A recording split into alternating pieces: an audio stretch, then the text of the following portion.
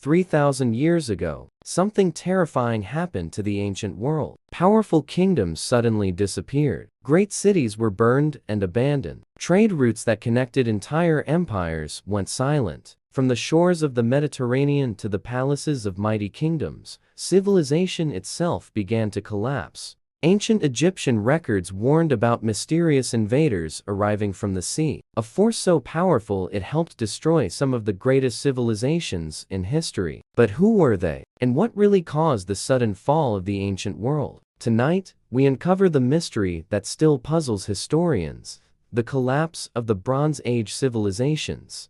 It happened again. A great city burned, the gates were broken, the streets were silent. And somewhere in the dark, an enemy had come and gone, leaving almost nothing behind. Who were they? No one knew, and that was the most frightening part. The fire in the city of Ugarit could be seen for miles. Sailors on the Mediterranean Sea looked toward the shore and saw smoke rising into the sky. The port that once buzzed with ships and merchants was now quiet. The palace was empty. Clay tablets lay scattered on the floor. One letter, written in panic, had never been sent. It read, "Enemy ships have appeared. Our cities are burning. No one knows where they came from." The message stopped there. No answer ever came, because by the time anyone arrived, Ugarit was gone, destroyed, vanished from history in a single terrible night. But this was not the only city that fell. Far away in Greece, another kingdom was already collapsing. The mighty palaces of Mycenaean and Pylos, once filled with gold and power, were burning too. Huge stone walls that had protected kings for centuries were suddenly useless. Cities were abandoned. Roads were empty. Kings disappeared. Even the scribes, who carefully recorded every grain of wheat and every soldier in the army, stopped writing. It was as if an invisible wave had crashed across the ancient world, and no one understood why. To understand the mystery, we must go back. Far before the fires began, 3,000 years ago, the world looked very different. Great civilizations stood strong across the lands around the Mediterranean Sea. In Egypt, powerful pharaohs ruled over massive temples and pyramids. Their armies marched proudly across deserts and rivers. To the north, the Hittite Empire controlled huge lands in what we now call Turkey. Their kings ruled cities filled with soldiers, merchants, and scribes. Across the sea in Greece, the Mycenaean kingdoms built massive fortresses and traded with distant lands. Ships sailed constantly. Copper came from Cyprus. Tin arrived from faraway mountains. Together they made bronze, the strongest metal of the age. Bronze made weapons. Bronze made tools. Bronze built empires. Everything was connected. Cities traded food, metal, wood, cloth, and ideas. Messengers carried letters between kings. All across the region, powerful rulers knew each other by name. It was a world of order, a world of alliances, a world that seemed too strong to ever fall. But strong systems can hide fragile cracks.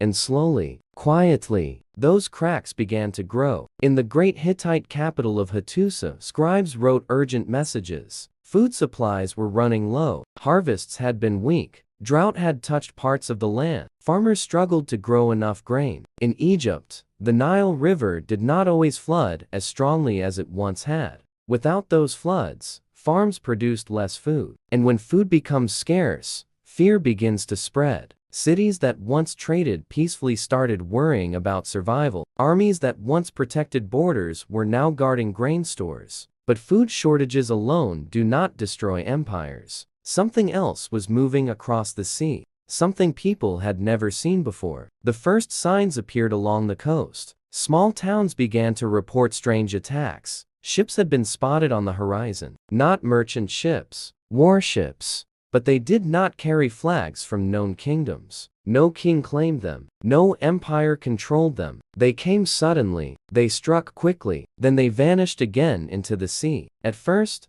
leaders thought these were simple pirates, bandits looking for easy loot. But the attacks kept growing. Villages disappeared. Ports were destroyed. And soon, entire cities were under threat. The attackers were not just raiders. They were something bigger, something organized, something powerful. But no one could say where they came from. In Egypt, Pharaoh Ramesses III began receiving reports from the north. Messengers rushed into the palace with alarming news. Cities in the eastern Mediterranean were falling. Kingdoms that had stood for centuries were collapsing. Even the mighty Hittite Empire had gone silent. Caravans that once traveled safely between nations were gone. Trade routes had vanished. Ramesses knew something terrible was happening, and he prepared for war. His scribes wrote down the strange name people were whispering in fear: the seapeoples. But that name explained nothing. It only made the mystery deeper, because the seapeoples were not one nation. They were many groups moving together. Warriors, families, entire populations migrating across land and sea. They carried weapons, carts, and children. They were not just invading. They were moving, looking for new lands, new homes, and they were willing to destroy anything in their path. Meanwhile, the Hittite Empire had already begun to disappear. The once great capital of Hattusa was abandoned, its temples empty, its palaces burned. No final message from its king survives. No clear explanation remains. Only ruins. An empire that had ruled for hundreds of years simply vanished. In Greece, the Mycenaean world was also breaking apart. Massive palace complexes that once controlled armies and trade were destroyed.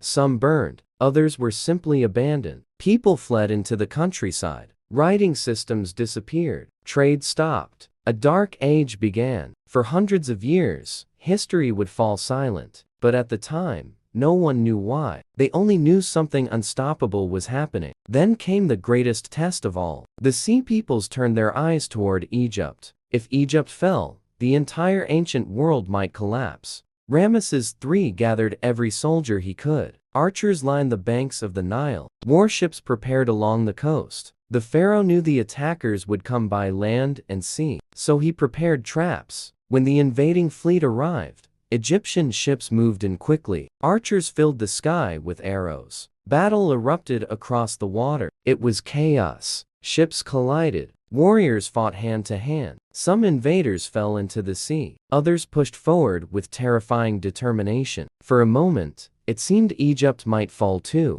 But the pharaoh's forces held their ground. After a brutal battle, Egypt survived. Ramesses III recorded the victory on temple walls. He claimed the invaders had been defeated. The kingdom had been saved. But even he admitted something chilling. The attackers had already destroyed many other lands before reaching Egypt. And even though Egypt survived, the rest of the ancient world did not. Within a single generation, the Great Bronze Age civilization collapsed. Cities burned. Empires vanished. Trade networks disappeared. Writing systems were lost. People forgot how their ancestors had built such powerful societies. Historians today call this moment the Bronze Age collapse, one of the greatest disasters in human history. But even now, thousands of years later, the mystery remains. Who were the sea peoples? Where did they come from? Why did so many civilizations fall at the same time? And most frightening of all, were they really the cause? Or were they only the final push that brought an already fragile world crashing down? For centuries, historians searched for answers. Ancient texts were studied, ruins were excavated, broken pottery, burned walls, and scattered weapons were examined. Slowly, pieces of the puzzle began to appear. But the deeper researchers looked, the stranger the mystery became, because evidence started to suggest something unexpected, something that changed the entire story. The sea peoples might not have been mysterious invaders at all. They might have been desperate survivors. And if that was true, then the real reason ancient civilizations collapsed might be something far more terrifying, something that could threaten any civilization, even our own. And the first clue was hidden in a dry layer of ancient soil, discovered thousands of years later. The answer to one of history's greatest mysteries was hiding in something no king had ever written about. Dust. Not treasure, not lost gold, not secret messages. Just a thin, dry layer of dust buried deep in ancient soil. But when scientists looked closely, that dust told a frightening story. A story that began long before cities burned, and long before the mysterious invaders appeared on the horizon. In the ruins of ancient cities, archaeologists started noticing something strange. Right below the layers where buildings had burned and walls had fallen, There was a layer of dry earth, very dry earth. At first, it seemed unimportant, but the same pattern appeared again and again. In Greece, in Turkey, in Syria, in Israel, different cities, different cultures, but the same sign. The land had been drying out, and it had been happening for years, maybe even decades. 3,000 years ago, the ancient world depended completely on the land. Farmers needed rain, rivers needed to flow, fields needed water to grow wheat and barley. Without those crops, cities could not survive. And slowly, the rain began to disappear. Year after year, the land grew drier, harvests shrank, food became harder to find. At first, leaders believed the problem would pass. Bad years happen sometimes. The next harvest would be better, but it wasn't. The drought continued. In the Hittite Empire, the kings grew worried. Messengers carried urgent letters across the kingdom. One ancient tablet discovered by archaeologists contains a desperate request. The Hittite king begged a neighboring ruler for grain. His message was simple and frightening. Send food. Our land is starving. This was not normal. The Hittites were powerful. Their empire had armies and wealth. But even powerful empires cannot fight empty fields. At the same time, other kingdoms faced the same problem. In the eastern Mediterranean, crops failed again and again. Villages struggled. Farm animals died. Families began to leave their homes in search of food. When people grow hungry, they begin to move. And when many people move at once, the world begins to change. Trade had once kept the ancient world stable. Ships sailed constantly across the Mediterranean. Tin from distant lands, copper from Cyprus, grain from Egypt, wood from Lebanon. Every civilization depended on these trade routes. Bronze weapons needed both copper and tin. Without those metals, armies could not replace their weapons. Farmers could not replace their tools. And now, those trade routes were beginning to break. Some ships never arrived. Some ports had already been attacked. Some cities that once welcomed merchants had become dangerous places.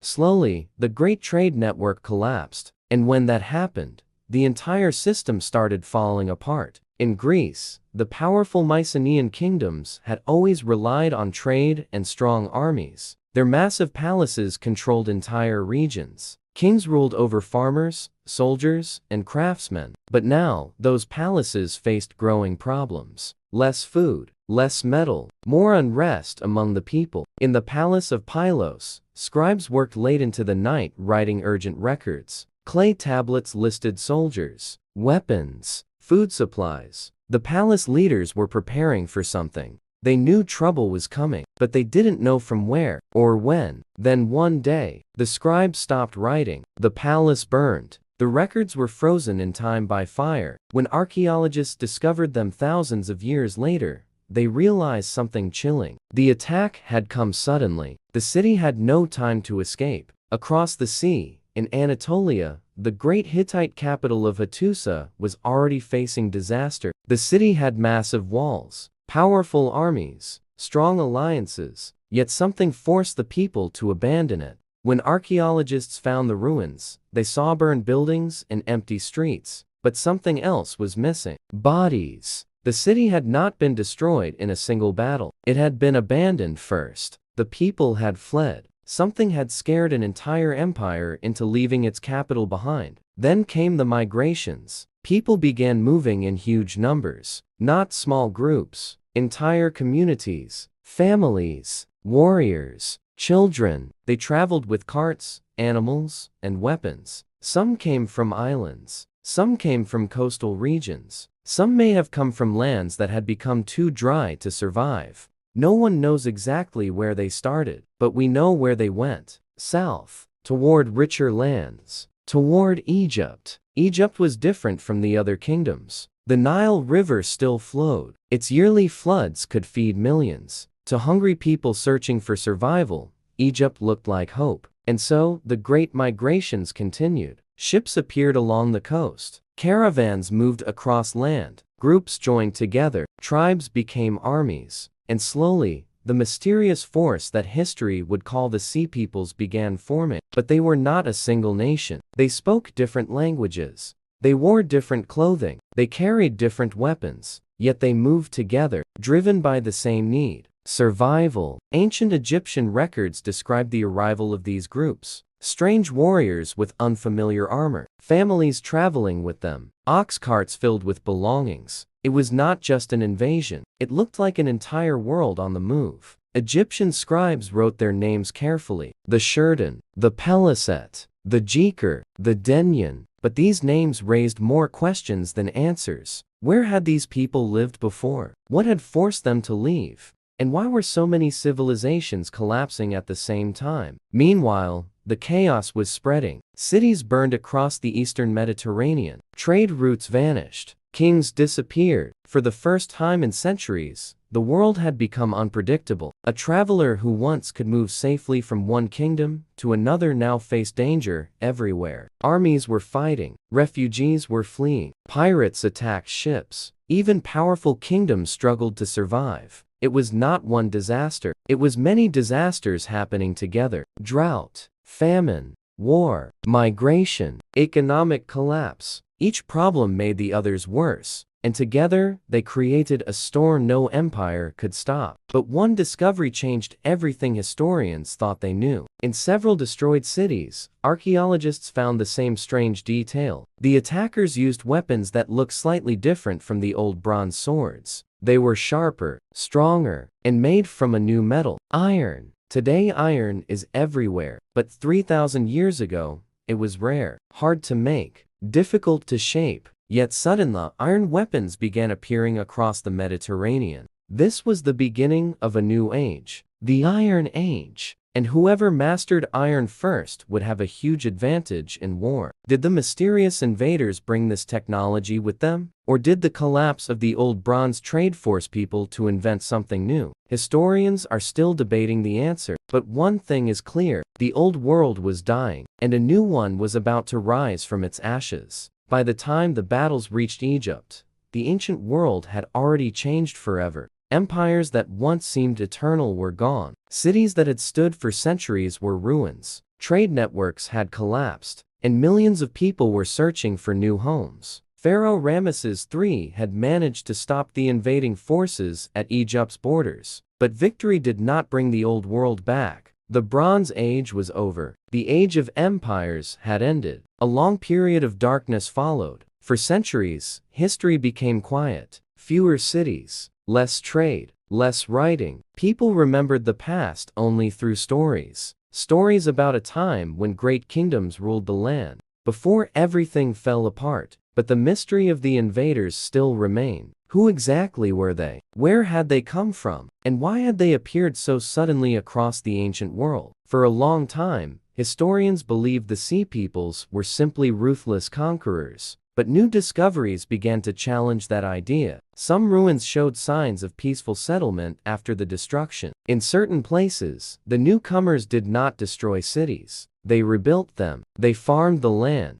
They became part of the local population. This raised an unsettling possibility. Maybe the seapeoples were not just invaders. Maybe they were refugees from a collapsing world, survivors trying to build a new life. But if that was true, then the collapse of ancient civilizations was not caused by one mysterious enemy. It was caused by something much bigger, something that had pushed entire populations to the edge of survival. And modern scientists began to realize something even more chilling. The same kind of global stress that destroyed the Bronze Age world could happen again, and the clues were still buried in ancient ruins, waiting to be discovered. But one final discovery would change the entire story. A discovery hidden beneath the ruins of a forgotten city, where archaeologists uncovered evidence that the collapse may have started much earlier than anyone ever imagined. The ruins were silent: broken walls, burned stones, and a city that had once been full of life, now buried under thousands of years of dust. Archaeologists carefully brushed away the soil. They had come to study another destroyed Bronze Age city. At first, everything looked familiar: collapsed buildings, signs of fire, pieces of pottery scattered across the ground. But then they noticed something strange. The destruction layer was older than expected, much older, and that discovery raised a terrifying question. What if the collapse of ancient civilizations had started long before the mysterious invaders ever arrived? For many years, historians believed the Bronze Age collapse happened quickly. One sudden disaster, a wave of mysterious attackers sweeping across the Mediterranean. But new evidence began telling a different story, a slower story, a deeper story, one that had been building quietly for generations. Scientists began studying ancient tree rings. Every year, trees grow a new ring. Wet years create thick rings. Dry years create thin ones. When researchers examined trees that had lived thousands of years ago, they discovered a pattern, a long period of drought, not just a few bad seasons. Decades of dry weather across large parts of the ancient world. Fields struggled to grow crops. Rivers shrank. Farmers watched their harvests fail again and again. For small villages, this was a disaster. But for massive empires that depended on huge food supplies, it was catastrophic. Cities in the Bronze Age were incredibly complex. They needed grain shipments from distant farms, metal shipments from faraway mines, wood from forests hundreds of miles away. Everything depended on trade. Everything depended on stability. But drought made food scarce. Scarcity created fear. Fear created conflict. And slowly, the great system that held the ancient world together began to break apart. When trade collapsed, bronze weapons became harder to make. Bronze required two metals, copper and tin. Copper could be found in several places, but tin was rare, very rare. It traveled across huge distances before reaching the Mediterranean. When trade routes failed, tin stopped arriving, and without tin, bronze weapons could not be produced. Armies began running out of equipment. Tools became harder to replace. Farmers struggled even more. Civilization was weakening from the inside. At the same time, earthquakes may have struck several regions. Some ancient cities show clear signs of sudden ground shaking. Walls collapsed in ways that suggest the earth itself had moved. A powerful earthquake could destroy buildings instantly. But earthquakes alone do not destroy entire civilizations. They only add more pressure to an already fragile system. And that pressure was building everywhere. Then came the migrations. When people lose their homes, they move. When many people move at once, entire regions change. Some groups traveled by land, others used ships. Families packed their belongings onto carts. Warriors protected them along the journey. This was not just an army, it was a population on the move. And when these migrating groups reached the wealthy cities of the Mediterranean coast, conflict became unavoidable. Cities tried to defend themselves. Armies clashed. Walls were burned. Ports were destroyed. The sea peoples were not just attackers. They were part of a massive wave of displaced populations searching for survival. And in their path, ancient kingdoms collapsed one after another. The Hittite Empire vanished. The Mycenaean kingdoms fell. Cities like Ugarit were wiped from the map. Trade networks disappeared. For hundreds of years, the world grew quieter, smaller, simpler. Historians call this period the Early Iron Age. But for the people who lived through it,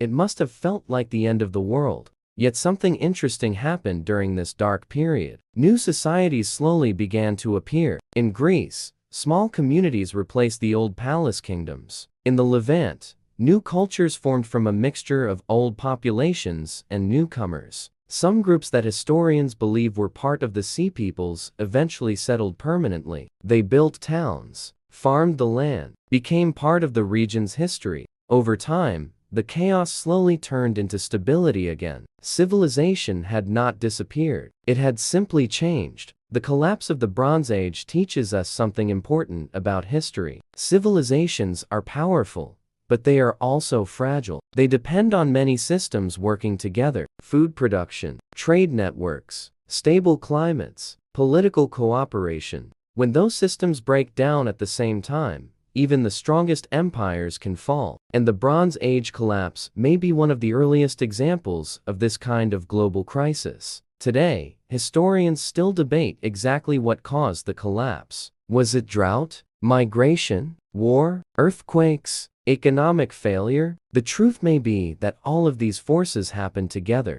a perfect storm of disasters. No single enemy destroyed the ancient world. Instead, many pressures pushed civilizations to the breaking point. The mysterious invaders were not the only cause. They were the final wave in a world already falling apart. But perhaps the most haunting part of this story is how familiar it feels. 3,000 years ago, ancient civilizations were connected through trade, technology, and shared resources. Their stability depended on global systems working smoothly. When those systems failed, the consequences spread quickly across the entire region. Today, the world is even more connected. Food systems, trade networks, global climate, technology, everything is linked. And history has already shown us what can happen when too many systems fail at once. The Bronze Age collapse was one of the greatest turning points in human history. It ended the age of powerful palace kingdoms. It destroyed entire empires. But it also cleared the path for new civilizations to rise. The ancient Greeks would eventually rebuild their culture. New kingdoms would grow in the Near East, and the world would slowly enter a new era. But the mystery of the Sea Peoples still fascinates historians today. Were they desperate refugees, bold invaders, or simply survivors caught in the chaos of a collapsing world? We may never know the full answer, because history does not always leave us clear explanations. Sometimes it only leaves ruins, broken cities, lost letters, and questions that echo across thousands of years. Questions about how powerful civilizations rise, and how suddenly they can fall. The ancient world learned that lesson the hard way, and its ruins still whisper the warning today. Consider liking the video and sharing your thoughts in the comments. What do you think played the biggest role in the collapse of the Bronze Age world? Subscribe to Pastmist for more short documentaries about forgotten civilizations, ancient history, and the mysteries of the past.